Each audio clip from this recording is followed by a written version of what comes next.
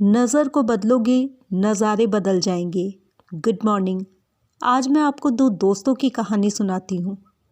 1970s की बात है। एक भारतीय फुटवेयर कंपनी जो इंडिया में तो काफ़ी अच्छा काम कर रही थी और अब उनके एम्बिशन ग्लोबल कंपनी बनने की थी। ये कहानी उस कंपनी में काम कर रहे सेल्स टीम के दो टीम मेंबर्स की है।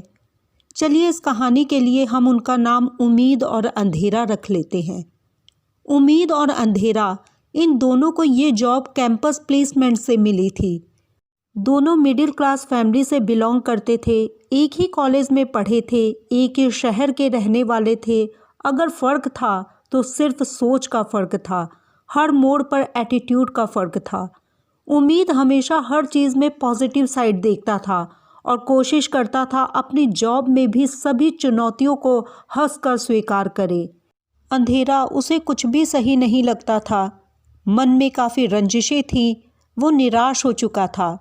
एक दिन बॉस ने दोनों को ऑफिस में बुलाया और कहा कि तुम दोनों को यह जानकर खुशी होगी कि हमारी कंपनी इंटरनेशनल हो चुकी है और मैंने तुम दोनों को सिलेक्ट किया है कि अफ्रीका में जाकर देखिए मार्केट सिचुएशन क्या है। उम्मीद के चेहरे पे एक बड़ी सी मुस्कान आ गई। शुक्रगुजार था वो कि इस मिशन के लिए उसे ही चुना गया। उम्मीद की सेल्फ टॉक कुछ इस तरह से थी कि कंपनी में कितने ही इंटेलिजेंट लोग हैं, बॉस ने फिर भी मुझे ही चुना। कुछ तो देखा होगा बॉस ने मुझ में। This is a great opportunity. Things are moving in the right direction for मी।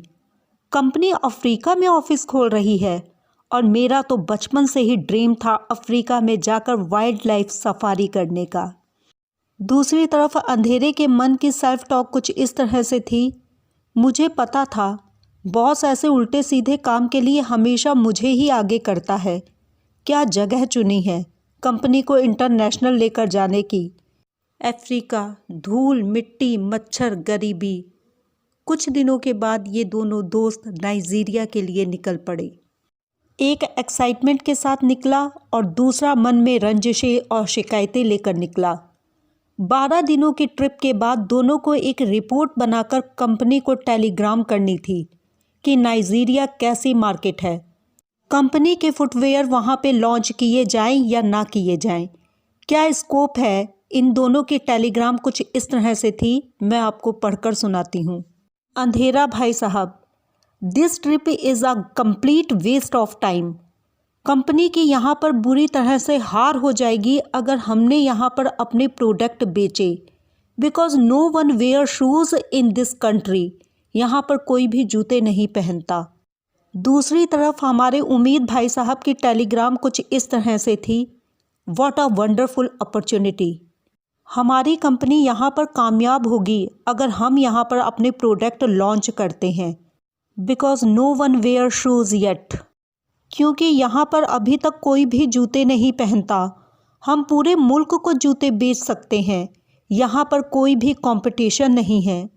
इन दोनों के वापस इंडिया लौटने पर उम्मीद को इस नए प्रोजेक्ट का हेड बना दिया गया।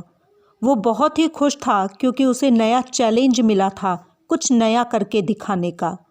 और दूसरी तरफ अंधेरा भाई साहब वापस अपनी उसी पुरानी जॉब में, उन्हीं शिकायतों उन्हीं रंजिशों के साथ। एक की ज़िंदगी वहीं पर अटकी रही और दूसरे की ट्रांसफॉर्म हो गई। इंग्लिश का ये वर्ड ट्रांसफॉर्म बहुत ही इंटरेस्टिंग है।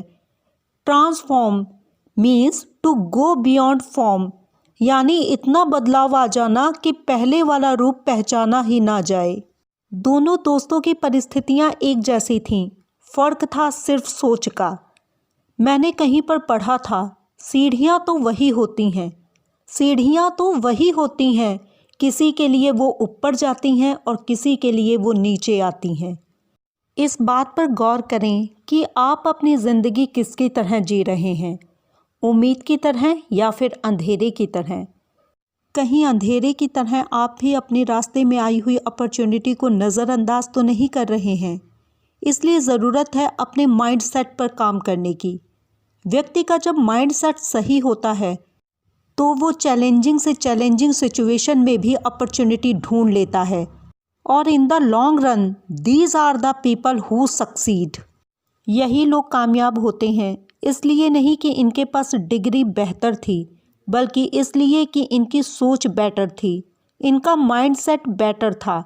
इसलिए कुछ समय अपने पे अध्ययन करें, अपनी सोच की स्टडी करें, so that we can make the best our life. Thank you. Have a nice day.